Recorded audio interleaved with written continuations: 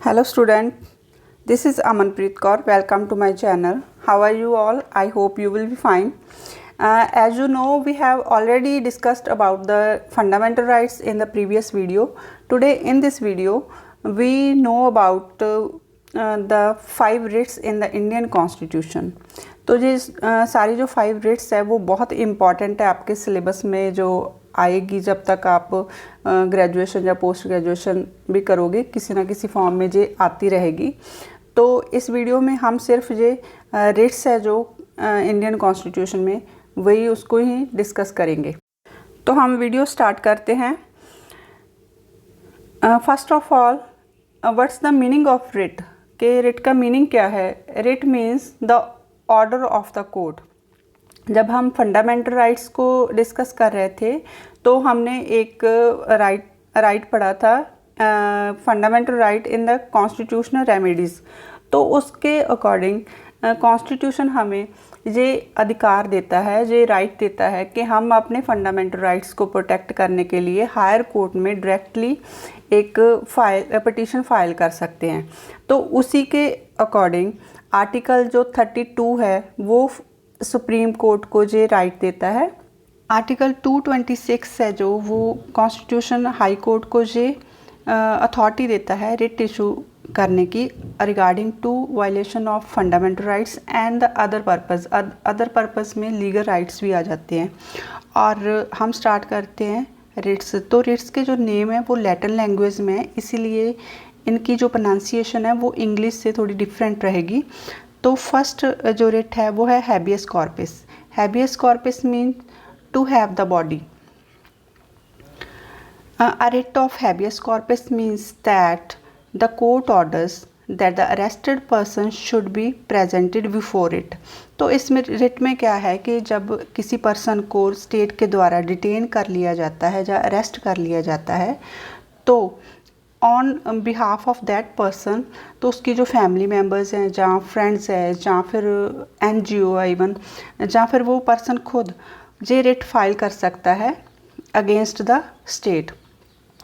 तो इस पर जो कोर्ट है वो ये ऑर्डर जारी करती है स्टेट को कि जो अरेस्टेड पर्सन है उसको कोर्ट में पेश किया जाए और उसकी जो रीज़न है अरेस्ट करने का वो प्रूव किया जाए। It can be also ordered to set free and arrested person if a manner or ground of arrest are not lawful or satisfactory. तो इसमें देखो जो फंडामेंटल राइट्स हमने पढ़े थे जब, तो आर्टिकल 21 के अकॉर्डिंग हमें राइट टू लाइफ और राइट टू पर्सनल लिबर्टी का जो राइट है वो मिला हुआ है। और अगर इस राइट की वायलेशन होती है तो जो अरेस्टेड पर्सन है उसको अरेस्ट करने की जो वजह है, जहाँ वो ग्राउंड है वो लॉफुल नहीं है, जहाँ फिर सेटिस्फैक्ट्री नहीं है, जो प्रोसीजर है इस्टेब्लिश बाय लॉ है उसको अच्छे से फॉलो नहीं किया गया है, जहाँ इनलीगली डिटेन किया है, तो कोर्ट ये ऑर्डर दे सकती है कि जो अरेस्टेड पर्सन है उसको फ्री किया जाए और उसके जो फंडामेंटल राइट है उसको प्रोटेक्ट किया जाए। The second writ is mandamus. Mandamus means we command. This writ is issued when a court finds that a particular office holder is not doing legal duty and hereby is infringing on the right on an individual. तो ये writ executive पर implement होती है। जैसे हम जानते हैं कि गवर्नमेंट के जो 3 ऑर्गन्स होते हैं, लेजिस्लेटिव, एग्जीक्यूटिव एंड जुडिशरी। तो जब एग्जीक्यूटिव जो कि ऑफिस होल्डर है वो अपनी लीगल ड्यूटी को परफॉर्म अच्छे से नहीं कर रहा है, if the executive don't perform the constitutional duty, तो कॉन्स्टिट्यूशनल ड्यूटी को ना निभाने की वजह से उसकी किसी पर्सन के जो फंडामेंटल राइट है उस पर इफ़ेक्ट पड़ रहा है, तो हम ये रिट यूज़ कर सकते हैं और कोर्ट उस एग्जीक्यूटिव को, ऑफिस होल्डर को ये कमांड दे सकती है कि आप अपनी कॉन्स्टिट्यूशनल ड्यूटी है जो वो उसको प्रॉपर फॉलो करो। तो इसके लिए हम एक एग्जांपल दे सकते हैं कि फॉर एग्जांपल आप पुलिस के पास जाओ, जैसे कि पुलिस है वो एक एग्जीक्यूटिव बॉडी है, इम्प्लीमेंटेशन ऑफ लॉ है जो वो एग्जीक्यूटिव करती है, तो वो अपनी जो ड्यूटी है वो अच्छे से परफॉर्म ना करे। आप अगर FIR दर्ज करवाने जाओ तो वो FRI फाइल करने से मना कर दे, और फिर आप ये वाली जो रिट है मैंडामस है वो यूज़ कर सकते हो उसके अगेंस्ट, और ये कोर्ट है वो ये ऑर्डर दे सकती है उस एग्जीक्यूटिव को कि जो FRI है वो फाइल की जाए। The third writ is prohibition. Prohibition means to forbid और to stop. This writ is issued by a higher court, high court और supreme court when a lower court has considered a case going beyond its jurisdiction. Jurisdiction means के authority of court. ये writ तब higher court की तरफ से issue की जाती है जब कोई लोअर कोर्ट या सबॉर्डिनेट कोर्ट है वो अपनी अथॉरिटी से आगे जाकर, जो उसका एरिया है अथॉरिटी का, उससे आगे जाकर किसी चीज़ केस को प्रोसीड करती है। तो इसको क्लियर करने के लिए हम एक एग्ज़ाम्पल लेते हैं कि फॉर एग्ज़ाम्पल कोई पर्सन है, उसका डिस्ट्रिक्ट कोर्ट में केस चल रहा है, तो डिस्ट्रिक्ट कोर्ट के अंडर वो केस आता ही नहीं है। जो वो कोर्ट है उसकी अथॉरिटी है वो उस केस के जो वो केस है उस अथॉरिटी के अंदर नहीं आता है, तो वो पर्सन क्या करेगा, वो person writ of prohibition use करके हायर कोर्ट में अगर तो लीगल राइट उसका वायलेट हुआ है तो हाई कोर्ट में जाएगा, अगर फंडामेंटल राइट वायलेट हुआ है तो वो हाई कोर्ट में या सुप्रीम कोर्ट दोनों में से किसी में भी जा सकता है, जे रिट फाइल कर सकता है।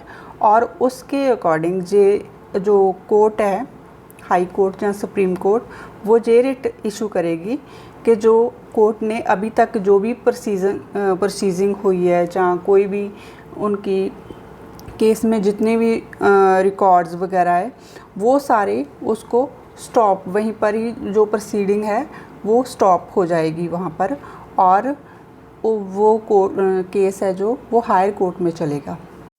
Fourth writ is quo warranto. Quo warranto means के what is your authority. Quo means question, warranto means authority, कि आपकी अथॉरिटी क्या है। If a court finds that a person is holding office but is not entitled to hold that office, it issue the writ of quo warranto and restrict that person from acting as office holder। तो इसके लिए जो भी एक office holder है तो उसको उस डेजिग्नेशन पर पहुंचने के लिए एक सिलेक्शन प्रोसीजर फॉलो करना पड़ता है। फॉर एग्ज़ाम्पल जैसे IAS ऑफिसर है तो वो उसकी जो क्वालिफ़िकेशन है मिनिमम ग्रेजुएशन होनी चाहिए, और उसके बाद जो उसकी सिलेक्शन प्रोसीजर है वो पास करके फिर उस डेजिग्नेशन तक पहुंचेगा। अगर पता चलता है कि वो जो डेजिग्नेशन पर काम कर रहा है उसकी एलिजिबिलिटी है वो पूरी नहीं है, तो हम जो रिट है क्यू वारंटो है वो फाइल कर सकते हैं, और कोर्ट जो ऑर्डर दे सकती है उस पर्सन को कि आप अपनी एलिजिबिलिटी या अपनी जो अथॉरिटी है इस ऑफिस को होल्ड करने की वो शो करें, वो अपनी प्रूव करें, अदरवाइज़ उस जो डेजिग्नेशन है उससे उसको हटाया जा सकता है। The last writ is statutory. Statutory means we certify, we check.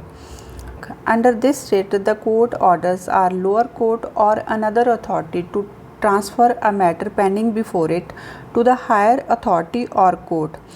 इस रिट में जो कोर्ट है वो लोअर कोर्ट को ऑर्डर दे सकती है कि एक जो स्पेसिफिक केस है उसके प्रोसीडिंग है जो अगर वो लॉ के अकॉर्डिंग नहीं हुई है तो वो सारा मैटर है जो और सारा रिकॉर्ड है वो चेक करने के लिए अपने पास मंगा सकती है। जैसे कि किसी पर्सन का जो केस है लोअर कोर्ट में चल रहा है लेकिन उसको कोर्ट के ऑर्डर के बाद उसको ये लगे कि उसे जस्टिस नहीं मिला है तो वो हायर कोर्ट में जा सकता है, और हायर कोर्ट है जो वो ये ऑर्डर देगी कि जितनी भी उसकी प्रोसेस है वो अगर लॉ के अकॉर्डिंग नहीं हुआ है या नेचुरल जस्टिस के जो प्रिंसिपल है उसका वायलेंस हुआ है तो फिर वो उस केस को सर्टिफाई और चेक कर सकती है और जितने भी लोअर कोर्ट ने ऑर्डर दिए होते हैं उसको क्वैश कर सकती है। क्वैश मीन्स के उसको इनवैलिड घोषित कर सकती है।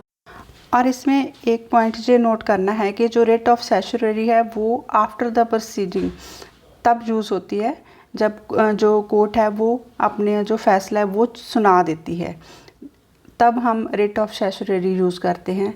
और जो रिट ऑफ प्रोहिबिशन है वो ड्यूरिंग द प्रोसीडिंग तब यूज़ होती है। तो जब प्रोसीजर चल रहा होता है तब जो हायर कोर्ट है उस कोर्ट को जिस पूरा प्रोसीजर उसको स्टॉप करने के लिए ये रिट इशू कर सकती है। तो इन दोनों में ये डिफरेंस है, ये आप अपने माइंड में रखना। और आई होप कि आपको ये सारी जो रिट्स है वो अंडरस्टैंड होगी। और नेक्स्ट जो वीडियो उसमें हम फंडामेंटल राइट्स और डायरेक्टिव प्रिंसिपल्स में क्या डिफरेंस होता है और जो ह्यूमन राइट्स कमीशन है उसके बारे में हम पढ़ेंगे। If you like this video, please like, share and subscribe my channel. Thanks for watching.